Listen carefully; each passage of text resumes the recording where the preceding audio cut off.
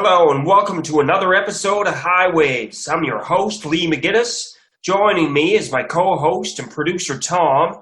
This week we've got hip-hop artist, entertainer, actor, Blac Lou Caine standing by.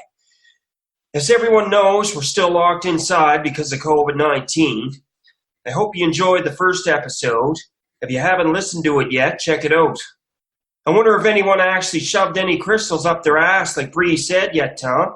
Well, I know I sure didn't, but if anyone did and is looking for some more homework, we've got Bree back again this week with some as promised, guaranteed not to disappoint content. Well, in the news, Rain, my 11-week-old son, can now say mama. I think Wow, he's going really? to be a genius when he gets older. 11 weeks old. Yeah, maybe it's just coincidence. Maybe it's, but it's pretty convincing that he says mama. I think I could hear him in the background. It's quite something. Yeah, I think he just took a shit. I'm going to have to change his diaper after. Also in the news today, the world is fucked. Well, Tom, that's all the time we have for news today. Now it's time for Birds and Bees with Bree. Hey, Bree, how are you this week? Great, thanks. How are you doing? Oh, still in quarantine. AKA hell. Still got a full bottle of olive oil there. So, did you actually try the crystals up the butt, though? I didn't. I just found them today. Oh, come on. So that means When I was looking for something. I haven't tried it. Mine are currently in a box right now being packed away, but I would have tried it also, sadly. Oh. We couldn't end COVID quicker. Damn it. Yeah, so what do you have for us this week? This week, well, since I've been stuck in the house and looking at everything and what I do kind of more closely than normal, I went looking through a website being like, okay, what kind of strain should I buy? Because first of all, horny needs to be paired with being high. Come on. So, I mean, come on. Like, what other best duo? Well, I guess you can throw H2O in with that shit too afterwards. But there's some really good shit that I actually went through researching because I heard beforehand there's some really good strains for different things that whatever result you want, you can actually get it during sex. Wow. So this is going to be like super awesome. I'm going to definitely research and just try as much of this as I can. So different ones that you can actually do. For example, like if you want to ramp up your sex drive, your best ones are Do-si-dos and wedding cake, for example. Okay, So are those like a heavy sativa. I'm pretty sure most of these actually on the list are hybrids. Hybrids, okay. So for me, it's a hit and miss with hybrids. For me, sativa drives me around the corner, whereas indica is my go-to. Right. Like my leg twitches out. I'm like, okay, that's why I don't need twitching. It's the other thing. Come on. But like, for example, most of us here, sadly, that are stuck here in quarantine, that some of us don't get to be with our partners, and that really sucks. So, well, you can get pleasure with yourself. With crystals. Crystals, yes. So I'm guessing these strains are going to be amazing for your crystal time. Like, I don't know if you guys tried it or not. It's definitely, people can go into the NSLC and get this, even though I'm more of a get from your local still. There's amazing websites online, like LA Confidential, which is an indica. And it's amazing for self-pleasure. And you want to go all afternoon with that shit, that's the best for it. Really? Now, why does it say that would be the best for? What is that supposed to do, like the benefits? Honestly, I want to believe because of how indica is more chill, you're actually being able to zone into yourself more. Like, whereas with a sativa, you might be super hyper and you won't be able to focus on getting into the inner depths of yourself like with an indica can. That's why probably I would bet $100 if I had that on myself right now for that. Yeah, I'm more of a hash guy. Do you think that would work? I believe so because there isn't no kind of like guidelines to it. So even with edibles, they say too, you can get the same effects. But I highly recommend don't eat hash like what I did. My mom was like, "Here you go, honey," and I'm like, "Oh, thanks, Mom. Is this chocolate?" Being the naive bastard as I am out in public, and she's like, "Yes, it is." I grab it, take a bite out of it. No, just no. Yeah, never do that. Either edibles or just have your hash. Just don't try eating the damn hash. No. Yeah. I mean, I can remember there years ago, the first time I tried edibles, I ate way too much. I was out for almost 2 days. There was no getting it up. Holy Lord. I've heard so much about that with brownies, including one of my coworkers told me a story about that. I'm like, I can relate. I can relate to this. I find brownies are the worst, and especially if your friends don't know what they're doing with peanut butter, and it's like, I'm just gonna put as much in it as I can and not tell you. Okay. Not the regular dose, okay? Yeah, I ate the whole cookie. And Exactly. there was about a half an ounce of weed in it, that one cookie. Oh shit. That's Yeah. like when people are like, oh, who eats half a cookie? That's why I don't understand about edibles. No one eats half a fucking cookie.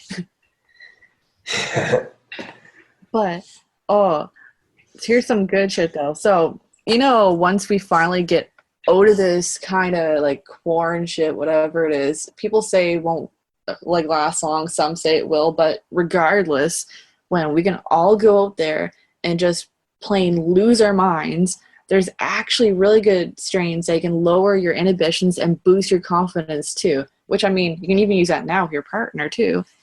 Like Granddaddy Purple, an indica, Trainwreck, a potent sativa dominant hybrid. I haven't tried that one. Atomic Northern Lights, an indica dominant hybrid, and Blue Dream, which is a sativa dominant. Have you guys tried any of those? I tried just Northern Lights. Me too. I never heard of Many moons ago. A lot of these are on my must-try list. I've been really into researching the combinations of how sex and we can correlate and make an amazing time. So that being said, for days that you're just like, you want to be like the Energizer Bunny, oh man, I've actually tried one of these and I can definitely say yes. Green crack. Definitely. Oh shit. And cheesequake and super lemon haze. Those are your top 3 for being Energizer Bunny like, and all I can say is green crack 100%. Yeah, I had some of that last spring. Bought a baggie of it.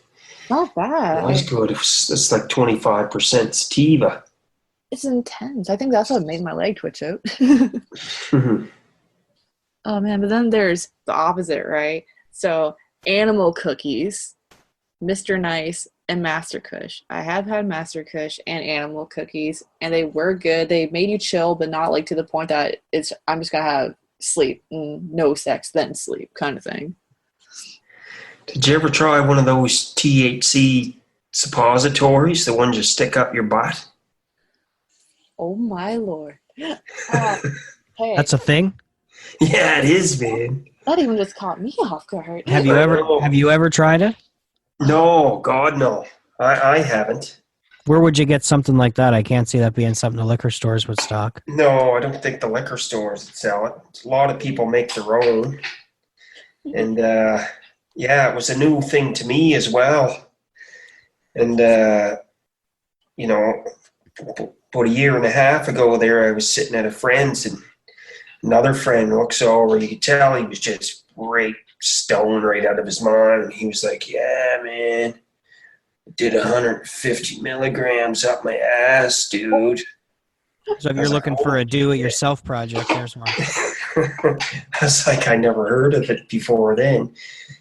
Apparently, though, a lot of rock stars used to do lines up their arse. What? Yeah, so it wouldn't screw up their singing voice. They used to get lines blown up their arse. Imagine that job. Yeah, imagine having that job. Won't find that in Indeed. Who do you think would be if that was your job and you were assigned to one rock star, who do you think would be the most unfortunate to be paired with? Meatloaf. You won't do that. I just won't do that. But he might. Yeah. Oh, Lord. Getting the backfire from Meatloaf. Oh. Oh, man. I feel like the meat I ate earlier is going to come up in a loaf. Holy Jesus. It's called, what was it called? Hooping. Instead of pooping, it's like taking a hoot up the butt, apparently. Like, I can understand if you, like, try to do up the vagina, because if you can fucking keef out of that thing, then you can definitely try to, like, suck it in that shit. But how do you do it up your ass, I wonder? I don't think you it's could a inhale. It's a two-man job, apparently. Somebody has to blow it up there for you. So I really want to see somebody actually tell us about how that went if they tried it. Be cool to get somebody on here that's an expert in the art of hooping. It's like, I may be a sexpert, but not in that category. No. You'll have to do your homework. Oh, hell no. Put that on your to-do list and report back to us next week. Or like advise somebody to try it that they just love their butt stuff. Yeah. That's like, oh my God. Stuff like that. Like, okay, guys, while we're talking about different shit coming out your ass, coming up your ass, and coming out of different places, what do you guys really think about squirting? Like, is it piss? Because when you drink a lot of water, which you're supposed to, it makes your pee clear. So therefore, when you squirt and it's clear and it's supposed to come and it comes out, I honestly think it's piss. What about you guys? I don't know. I never thought of it. I was asked about this, and I gotta say that personally, I think it's piss mixed with cum, because I drink a lot of water, especially when it comes to wrestling, and that's what my piss looks like. But, like, do you guys find it attractive, or, like, what? I always try to understand the thoughts of guys when it comes to this. I guess it would depend how excessive it was. I mean, if it was a once-in-a-while thing, or if it was every time. And, like, would it make a difference if you did find out it was, like, the clear version of a golden shower, or... No, I don't think that would matter. Okay. I always find it interesting because everyone has a different response to it. Everyone has, like, different questions in regards to that. And that was one of the ones that I wanted to bring up because I'm like, honestly, it's a good discussion point. No, I can't. I just never ever really had a girl squirt that much that it was that noticeable, like across the room or anything. Yeah. See, this is what, like, for me, that's what I always saw it as. I'm like, so how do people actually projectile? You can't even say projectile vomit. It's projectile, like, sploosh it right out kind of shit. Because it's like, what is that thing? I don't see this happen in normal humans. Well, I don't think it'd be any different than when you go have a piss. Truth. But I'm like, damn, that's some urethra power. But I wish I had that. Like, some days when you're like, I gotta go to work, come on, hurry. But it would be convenient because if you're in the office, you just kind of turn your chair and just shoot it right out the window. Honestly, but come on, it's fun getting paid to piss. To do what? Pay to piss. Like, okay. No, I thought you were talking about some website or something. Oh, fuck. Oh, we're going to get into that territory in a second. Actually, I'm going to keep that till next week because that's going to open up a whole new can of worms. Sounds good. Well, we appreciate you coming on. So today we have a very special guest joining us for the show, hailing from Greensboro, North Carolina. Hip-hop artist, actor, entertainer, Blac Lou Caine. Welcome to Highwaves, Blac. Appreciate you having me on. What's going on, everybody? Just still in quarantine, trying to keep it together, stay safe and healthy. That's all we can do right about now. Yeah, I know, man. It's scary. But, so I understand you're originally from Brooklyn, New York? Yeah, that's right. Right on, man. So, I read that when you lived in Brooklyn at a young age, a guitar that belonged to your grandfather was your introduction to music? Yep, that's correct. That's where it all started, with the guitar. Granddad, he used to play his guitar. He used to teach classes, actually. He wake us up one morning, he tell us he got a surprise for us. We get dressed. Actually, as we're on the subway to go and get this surprise, the subway cart actually got robbed, meaning two guys entered from another cart, and they robbed everybody on the cart except me, my grandfather, and my little brother. I actually tapped my grandfather and said, "Grandfather, they got guns over there." And his reply to me was, "Just keep looking straight. They not worrying about you, so don't you worry about them." Mm-hmm. And I just sat there scared than ever until it was over, and we made it out safe and was able to get our guitars and come back home. That's crazy. As you can hear in the background, Lee's recently become a father. Yeah. I got my son over here too. My son and my daughter's here too now. How old are your kids? I have a 3-year-old son this here. I have a 9-year-old little girl this here, and I have a 6-year-old little girl this here. Nice. You moved to Greensboro and you actually used to make vlogs of people like freestyle rapping, and these actually aired on TV? Correct. So what I would do with that was a guy named Fleetwood out of Oakland, California, that I was working with, and it was somewhat like a manager to me, but just managing the job that I had at the time, which was recording. And so we would just walk around the city of Greensboro. We would go to different neighborhoods, and we would just catch guys. Like, we really would catch them off guard. We would run up on guys with the camera, and we would tell them the name of our TV show, what it is we do. We would just ask them, anybody out here can freestyle? Anybody got any talent they want to showcase? And, it was always guys that would just come up and just rap for us. And it ended up getting big. People were looking forward to that. So we would just keep it going, all sides, north side, east side, south side of Greensboro. And what we would do, we would take it downtown to the TV show, to the TV building where we would drop off the tape set, and they would air on TV around 11:30 at night. Wow. And so, it sort of got big because people was happy to see the faces on TV, So did any of the locals that you recorded freestyling, did any of them go on to have some type of career? Oh, yeah, a lot of them actually still active right now. That was like their starting point for a lot of people because, we didn't have a platform at that time. The way to get your music out around that time, you would just put it on CD and you would get out here in these streets and do hand-to-hand combat. So that opened the doors for a lot of artists, even myself. So this was really back in the time when all this was quite new. This was a whole new technology and a whole new way, because back in this time, I'm sure there was no YouTube or Facebook for you to upload your videos to, or probably even camera phones. Right. None of that was available at the time. I think the most we had at that time was MySpace. So this would have been a pretty big deal for these people. Right. So when you were out taking part in these videos, when you see these people, I don't know if you ever had any type of stage fright or anything like that, but seeing these guys coming out of their comfort zones to perform, knowing it's going to go on TV, did that help you? Yeah, it did. It actually did, because, my job was to stand behind the camera. So I wasn't really too much in front of the camera unless I did an introduction, letting people know what's going on, where we're located, things like that. So that part was pretty easy.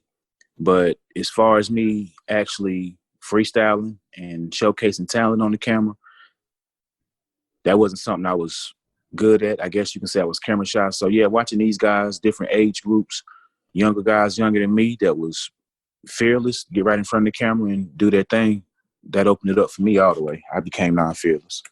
While you were making these vlogs, you went into a real studio for the first time and you saw these agents sitting there for some big names. And being someone that knew that this is a career you kind of wanted to get into, what was the feeling that came over you when you walked in and saw these people sitting there that you knew could really help take you to the next level? Honestly, I walked in and I was like, okay, it's about to get serious now. It's about to get serious. That was the first thing I can recall thinking about, because, just sitting there, you seeing all these people like, this person can do this person can do that, this person can do that. And then they're all interested in my music and my sound, sort of made me feel good, It sort of made me feel good, man. I understand that there was a track playing in the background that you just kind of started freestyling over in front of these guys. Right, right. I mean, you know, I heard the beat. Like I say, like we said before, I'm from Brooklyn. So when I heard that beat, it was like a real hip hop beat to me. Here down south, you have a lot of crunk music, bounce music. So, you know, I had to already adjust to that sound, and, you know, and they sort of put me on the spot. And so I just did it. I just did it. And, you know, I came out the top of the head and they were impressed. Matter of fact, I recall one person saying, "Is that something you just made up, or is that real?" And I was just like, "Nah, that's out the top of the head." And they gave me the wild face. Yeah, that is No awesome, man. I know. I can remember the first time I got up on stage. I was nervous, and you know, once you kind of hear people or you see people getting into it and stuff, it kind of Right. gets rid of that fear. But I always was a little nervous myself as a Right. singer musician getting up on stage for the first time. Uh-huh. But, now I'm kind of getting back into guitar, actually. Oh yeah, that's Saving for actually my old good friend of mine. He's got a '58 Les Paul Junior. Oh, I'm gonna okay. get yeah. Oh yeah, you ready to rock and roll then? Yeah, man. Do you still play the guitar, Blac? Well, you know, every now and then, I still got my grandfather's guitar. His guitar's, I want to say, maybe over 30 years old. Wow. Awesome. Wow. Maybe longer. I might have shortened it a little bit. It may be longer. But yeah, I still have his guitar. And honestly, I don't play it, but you know, sometimes I do think about my grandfather. And this may sound weird, but I go in the closet and I just strum it. I just run my fingers across the wires just to hear it. And it's just like to me, in my mind, is like me, how can I say it? Reconnecting or Reconnecting. Right. Yeah. Right. So, you know, if I be in a bad mood, sometimes I just strum it like just to hear it because it still got that same sound. Growing up in my household with my grandfather, when you wake up in the morning, you're going to hear that guitar. When you go to bed, you're going to hear that guitar. And so just hearing that sound, it's just so familiar. And then not only that, he plugs it up into an amp. So you have no choice but to hear it. Awesome. I bet you it sounds amazing. Yeah, it does. It sounds real good. Like he plays real good, man. Right on. So music runs in your family. Your brother 320 Swoo is an artist in his own right as well. That's right. Right on. I understand you're both working on collaborating on an upcoming album called Out the Gate. Oh yeah, Out the Gate. And we're pretty much in the last stages of that. We just arranging the songs. Tape is done. It's sounding good. You can hear the growth in the music. And pretty much what brought that along was Swoo. Swoo always was like my number one fan. You know, he studied. He studied. And me personally, and I even told Swoo this, I said, man, you done studied it so good till you done perfected your craft. You got your own sound. And the way you put your words together, like you remind me of me when I was your age. And like he just paints a vivid, raw picture. And not only that, my style is more of the old school hip hop style. But when not to toot my own horn, I can keep up in any race, if not win the race. So I adjusted. I went and picked beats that was a portion of the beat will be the new school, and a portion of the beat will be old school. So the way that we do it is like you getting that old school feeling, and you also getting that new school feeling. So it's like a combination of both, and it came out good. Right on, man. I can't wait to hear it. As far as the title, Out the Gate, the main street here in Greensboro is Gates, right? So Out the Gate is just pretty much saying we out the heart of the city with this. Like, you know, we really come from this. Anything you want to know about this city, we can tell you. We both done had our ups and downs, near close calls of death. You know, like we just done experienced the rough end of it, and we seen what it was, and we got away from it, you know. And so that's pretty much Out the Gate. And along with that, a friend of mine, Lil D, which y'all will see on the album cover whenever the album drops. He's the guy in the back with the halo on his head. Like, that was his favorite slang. Anything you ask him, it's out the gate. So we just ran with it. Oh, yeah. So thinking back, what's your fondest memory out of your career? And at what point did you decide, yeah, this is what I'm doing for the rest of my life? Screw working for other people and stuff. And Really, for me, I think it would be when I had a record, actually one of my most popular records, most successful records. It's called Back to the Money, featuring Tigo B. We made that song, and like, I always had good relationships with the radio or whatnot, but I never pursued radio, if that makes any sense. I don't know why. I just never pursued radio. And so a guy by the name of Big Mo, he's the radio program director here at 102 Jams. He came by the studio and he heard the record. Like, he was just stopping by, just chilling. He just got off work. And he was like, yo, Blac, I like that record. I was like, oh, yeah? He was like, yeah, I like that record. And may I add, this was my first song that I had made for females. All my records been street records, but this was the first record I had made for females. And it was my most successful record. Like, after Big Mo told me he liked that record, he said, I want to give it a trial run up at the station. I'm like, you serious? He was like, yeah. He say, the way they do it is 1 through 33. He was like, 33 being the higher number that you want to reach. He was like, if we can get it in the high numbers, he was like, you don't even have to get 33, just get it in at least the 20s, then we can give it a shot. And so the first week he did it, we was like 1 through 7 with it, which wasn't good enough. Second week we did it, we were like, I believe it was like an 8 to 12. Third week comes along and he was like, guys, I'm sorry, I know I told you guys I would give it a shot, but the way it works at the station, this is the last week that we can give this record a shot, and it has to come at least in the top 20s or at least the 30s. I'm like, the record went down. He was like, no, the record's at 33. I was like, wow. I was like, are you serious, man? He was like, yes, the record is at 33, the highest vote you can get, which means the record will now go into rotation starting Monday. It went into rotation on that Monday, and I held the number 1 spot for 3 weeks. So that's awesome, what I'm like, man. Good for you. Yeah, I knew it was real then. And that was actually my first time getting money off my music as well. Good for you, man. Yeah, it's so hard to make it, especially these days in the music industry. So when you talk about, you said this was the first album you made for females. What does that mean? Well, not first album, first song. Like, a lot of my songs, my music wasn't catered to females. Like, most of my music was catered to drug dealers, people that's out here in the streets, poverty-stricken people, people who went through things and lost somebody. And like, the way I tell my stories, like, I don't leave nothing out. Like, it's like you're almost there, Okay. Yeah. And so a lot of females, they did like that. They did like that. But once I was, actually, we was at my house one night and we were just playing all my music. And I had noticed, I'm like, man, I ain't got no song for no females. And I kept that to myself. I didn't say nothing. But yeah, that's when I realized I didn't have no songs that a female could put on and vibe to, meaning, like female songs, like something that caters to a female. You're beautiful, or want to spend time with you. Yeah, things like that. I got you. So yeah, to date you have 6 or 7 studio albums, and your latest album out is called Due Season, which is also a short film of the same title.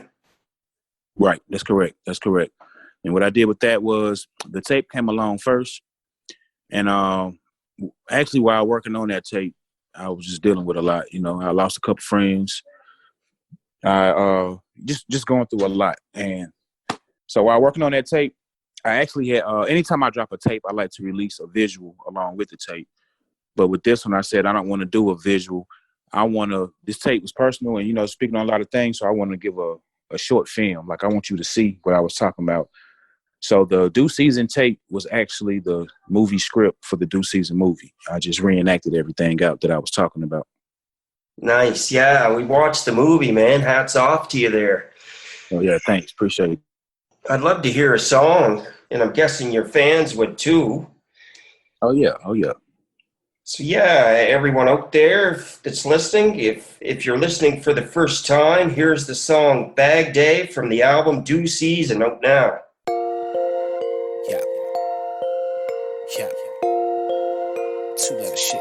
Man, I need the hundreds over here. Blac Lou Caine. Over here. 20s over here. Yeah. Come on, nigga, this everyday shit, nigga. Yeah. Big bag, gas, bitch, I sold the whole thing. Yeah. Remix, the work, bitch, I'm talking cocaine. Put my little bit, the work, she gon' get that damn chain. When I pull off, I skirt, bitch, I hold the whole lane. Yeah. I'm getting a bag today. Yeah. I'm getting a bag today. Yeah. I'm getting a bag today. Yeah. Get mine the fastest way. Yeah. I'm getting a bag today. Yeah. I'm getting a bag today. Yeah. I'm getting a bag today. Yeah. Count up and stash away. You got a few bags of that gorilla and some motherfucking killer. OG, shoot a text out, gas emoji. Tell that nigga to pull up on me. I'm a hustler, I'm a father. I may jug a nigga, but I never ever been a robber. I'ma get the money, gotta have the money. When it comes to that, I never had a problem. Yo, check out the pack and it's sold. Before I unwrap it, it's sold. Pull up, I give and I go. I don't be fucking with niggas. Don't even call me your bro. Heard you switched up on your bro. These niggas put on for these hoes. I'm just Lou Caine, CT be my game, and I'm gon' remain the same. Take it, change on these hoes. Try to jumping phone, jumping man, no bunking. Try to sell me something, but I'm selling something. Hit me with the addy, I'ma mail him something. He's a Krabby Patty, I can smell something. Hell no, get that nigga the boot. My dog tweaking hard, he gone off the boot. Move the wrong way, he probably gon' shoot. Roll up the gas while I count up the loot. Yeah, big bag, gas, bitch, I sold the whole thing. Yeah, remix, the work, bitch, I'm talking cocaine. Put my little bit, the work, she gon' get that damn chain. When I pull off, I skirt, bitch, I hold the whole lane. Yeah, I'm getting a bag today. Yeah, I'm getting a bag today. Yeah, I'm getting a bag today. Yeah, get mine the fastest way. Yeah, I'm getting a bag today. Yeah, I'm getting a bag today. Yeah, I'm getting a bag today. Yeah, count up and stash away. My partner hit me on the line and say he got an order. It's about to go down. Lou Caine serving everything. Apes, quarters, halves, onions, even whole pounds. Fish scale looking like a brand new motherfucking rolly bust down. I just checked my tracking number. Ain't no need to wonder. Know that box touch down. My man in his own. I'ma throw the pack to him when I do touch down. He gon' take the pack and feed his little niggas. That's what I call a bust down. Niggas fuck me over when I tried to help them eat. Ain't no more love now. Beat the pot, that's how I treat the pot. I got a belt to bust and I'm gon' bust down. $1,000,000 on the way from these shows. Cash deposits make my safe overload. My white boy done snapped, he dumping them lows. He booked me for a 10, I had to rock the show. Got my team together, everybody eating. All my niggas full, everybody feasting. Got some niggas with me, y'all them niggas geeking. If you sneeze the wrong way, them niggas tweaking. Big bag, gas, bitch, I sold the whole thing. Yeah, remix, the work, bitch, I'm talking cocaine. Put my little bit, the work, she gon' get that damn chain. When I pull off, I skirt, bitch, I hold the whole lane. Yeah, I'm getting a bag today. Yeah, I'm getting a bag today. Yeah, I'm getting a bag today. Yeah, get mine the fastest way. Yeah, I'm getting a bag today. Yeah, I'm getting a bag today. Yeah, I'm getting a bag today. Yeah, count up and stash away.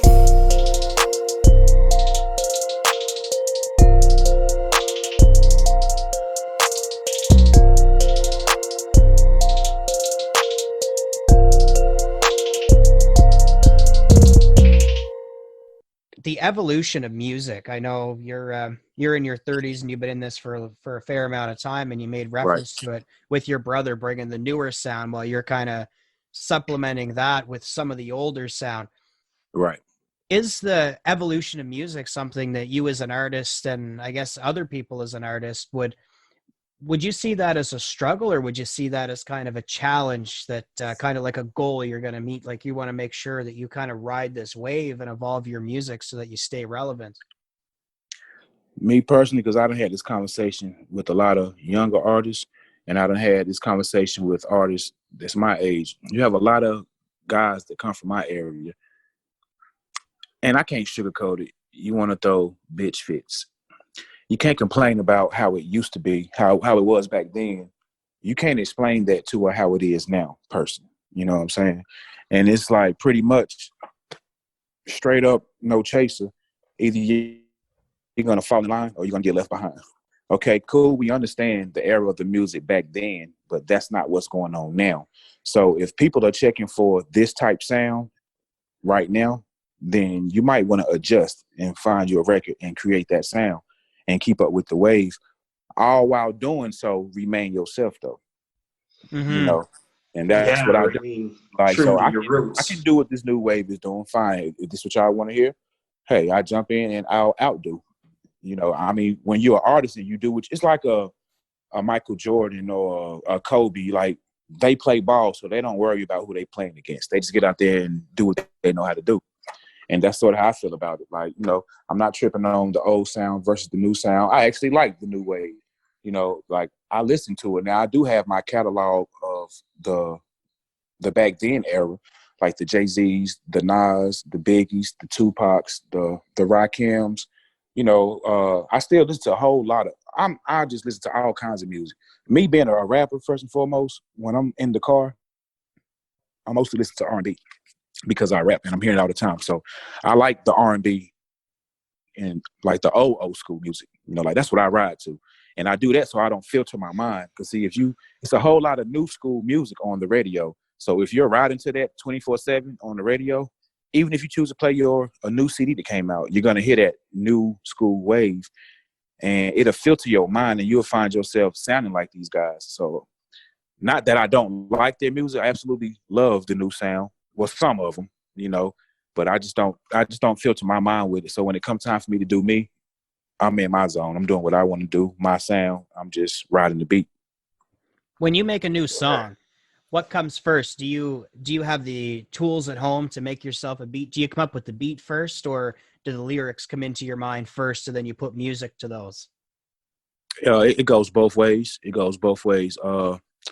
Usually for me, I have a personal producer, and he just constantly sends me beats. Like right now, I got over 1,000 beats in my email that I haven't even heard yet, brand new beats. And when I'm in the car riding, I don't care if I'm in the bathroom, using the bathroom or brushing my teeth or just whatever. If something pops in my head, like 2 or 3 bars, I go to my voice memo and I record it. You know, so I got like over 700 voice memos, some 2 seconds, some of them 12 seconds. So what I do is when I'm ready to make a song, it's always the beat first. I like the beat first because now I have made songs without the beat, and I take it to my producer, and I run the song by him, and he'll make the beat and put it in place for me. Like we have done it that way. But to me, I feel like some of the best songs come out when you listen to the beat and you go beat for beat, like you're riding every melody of that beat. So I would like to listen to the beat, and once I listen to it, then I put the lyrics with it. I sit it right on top of each part of each beat. I don't like leaving no beat. You know, I be on every part of the beat. Yeah. Right Yeah. on. Black on Netflix. There's this Uh-huh. new documentary that everybody's always talking about. Hip Hop Revolution? Not that one. Tiger okay. King. Tiger King, yeah. Have you watched Tiger King yet? Okay, so with this Tiger King thing, I tried to get into it maybe about a week ago. You know, that was going to be the movie we watched while we ate dinner. And I watched a little bit of it. And I didn't never get to the end of it. You know, I ain't watched the whole series, none of that, you know, but I did watch a portion of it. And from what I've seen, and what made me go and check it out, even search for it, because Facebook, I'm seeing everybody talking about it. I'm like, what the hell is a Tiger King? And so when I go and check it out, Baskin. Carol, yes, I'm seeing memes with some chick had a bowl of SpaghettiOs, and she spelled out Karen Bassins, and she was like, please give me 1,000 likes. It took me a long time to spell this. Do anybody know who I'm talking about? So I'm like, why I keep saying his name Carol? And then that's what made me go and check it out. But if you ask me, without even having to watch the whole movie, she fed him to the tigers. That's what I feel like. She fed them. You know, tigers going to eat everything. They're not going to leave nothing behind. And I mean, I just don't see. Like, what else could you expect happen to the dude? I mean. Exactly. Oh, so it's actually a series. I know I watched. I thought it was just like a documentary, but it's an documentary is what I mean. Yeah. It's a documentary series about the Greater Wynnewood Exotic Animal Park and Big Cat Rescue in Florida. Right. And it's quite a thing. That Joe Exotic is quite a guy. Hey man, everybody loves Joe, man. Joe's crazy, man. Joe tell him like it. Yeah. I tried meth for the first time with him. Yeah. Yeah, look, I missed it though. I missed it. Like, how did Joe get locked up? I get he hired a hitman allegedly to kill Carol Baskin, and then there were some other animal protection laws or something that he violated. That wasn't no joke, was he? But that's Oh, something. shit. So he actually ran for president of the United States with Donald Trump and Hillary Clinton and others. Yeah. Joe did? Yeah, it said in the documentary that he ran for president and then he ran for governor. Yeah, That's I great. seen up to that point. I never really realized that, somebody did their husband in or whatever. Yeah. Quite a show. Yes, it'll have you scratching your head like, hold on now, this doesn't make sense. And the weirdest thing to me from Carol that I noticed from the little bit that I did watch, this woman laughs after every question. Like, she even laughs after a serious question. The question is not even, you shouldn't even be smiling from this. Like, it's like she got this weird chuckle after every question. Well, yeah, there was the one where like, he said, she said, well, if I was going to feed my tigers or feed my husband to the tigers, I would have used sardine oil, something that they wanted to eat. And then she laughs. Right. You get what I'm saying? Like, that one. Yeah, that's insane. Oh, maybe I'll check out some more of it. And be sure to check out Blac Lou Caine's new album, Due Season, and the short film on YouTube with the same name. And the new upcoming album, Out the Gate. Out the gate. Please do. Absolutely. I was always more into rock and stuff. Uh-huh. But, and I got into some way back. I used to listen to some rap, and a lot of my friends were into like break dancing and stuff. So we're in that era. But I kind of moved more into the rock and metal. But yeah, man, I really like some of your stuff. I appreciate it. It's got a unique sound, and even the beats. It's not something you really hear other artists in your genre doing. I really dig it, man. I appreciate that. When you guys get a chance, you go on YouTube. If you go on my page, my YouTube page is Black Boy Cream Team. But you can just go on YouTube and type in New Shit, NUSHIT,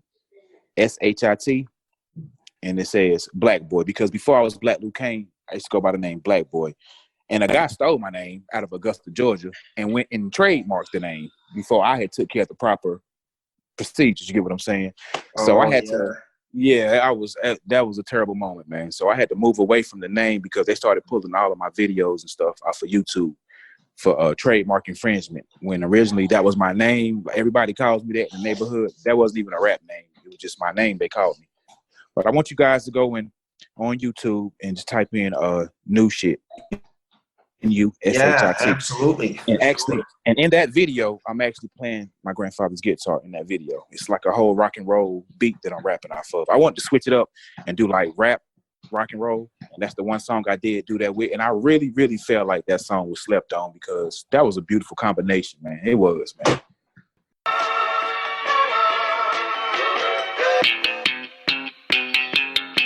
Yep. Oh, yeah. New shit, ho. This shit sound like some rock and roll shit, though, right? Hey, got a little bit of cheddar. Hey, but I can do a little better. Hey, just let a strip club. Damn, who repel my jealous. Hey, just touchdown back from the A. Got a plate and it's waiting on a young nigga right now. Don't say too much, but I smoke too much. Got that loud pad touch on me right now. New car, new crib, new life. That's what I'm talking about. I've been putting in work for a while. City goes when I smile, I'ma shine on you nigga now. Had to keep my faith in God, nigga. Hard time made a nigga like this. I've been tracking real hard, nigga. I don't know a nigga hustle like this. Holla at my nigga R3, tell them roll up the roll up. We got some money to get. Gotta count this here with machine. I'm about to ride in my jeans. I'm about to up my whole team. Hey, young nigga, Giuseppe steppin'. Ho, gon' fly with no wing. Hey, Charlie Scott with the wing. Hey, 40 cow with the beam. Hey, Reebok, ho, ain't no clean. I press that work, no machine. I heard these nigga asking about me. Just tell them foolies I'm working. Hit a nigga with that new shit. You ain't gon' do shit. Bad boy CT, close curtains for real. Hey, new shit. Bitch, I'm talking new shit. New car, new crib, new money, new shit.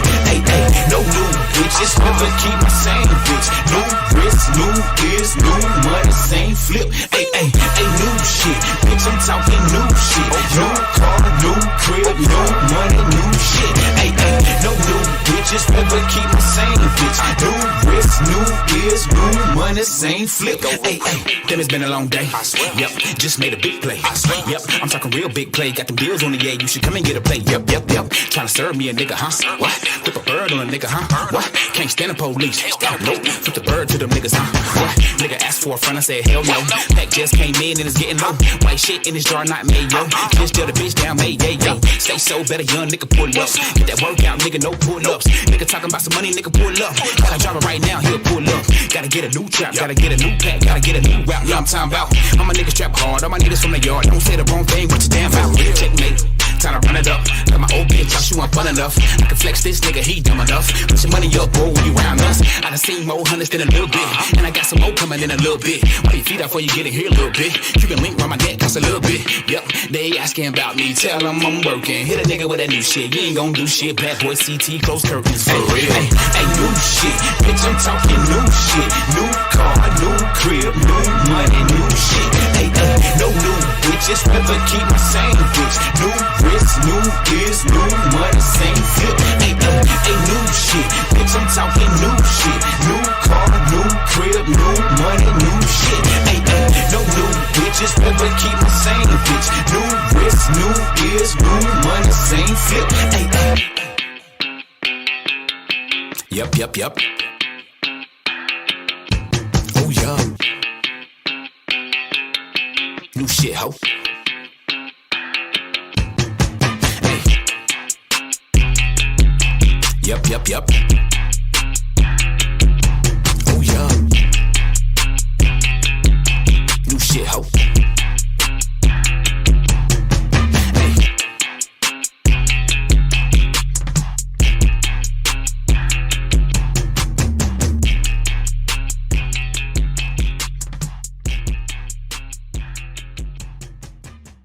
Nice. We'll check it out for sure. And also YouTube police, if you're listening, this is Blac Lou Caine, and we have permission to play his song in this podcast. That's right. All the permission. Right on. Okay, well, thanks again, Blac, for coming on the Highwaves. Yeah, we appreciate it. It was a great interview. You're really talented. I've great beats. I appreciate that. I really do. I appreciate that. We shout out the whole Cream team, Shout out, bro, 320 Swoop. Shout out my manager, Drew. Shout out the whole Greensboro. Shout out Canada. Looking forward to seeing y'all soon. And, everybody stay blessed, stay covered. This will all be over soon. Right on. Same as you. Stay safe and stay healthy, man, and take care. And I appreciate you guys reaching out to me, man. And that was Blac Lou Caine, everyone, joining us from Greensboro, North Carolina. Lots of talent there. That was great. Yes, absolutely. I can't wait to hear his new album. Well, join us next week for another episode of Highwaves. Stay safe and stay healthy.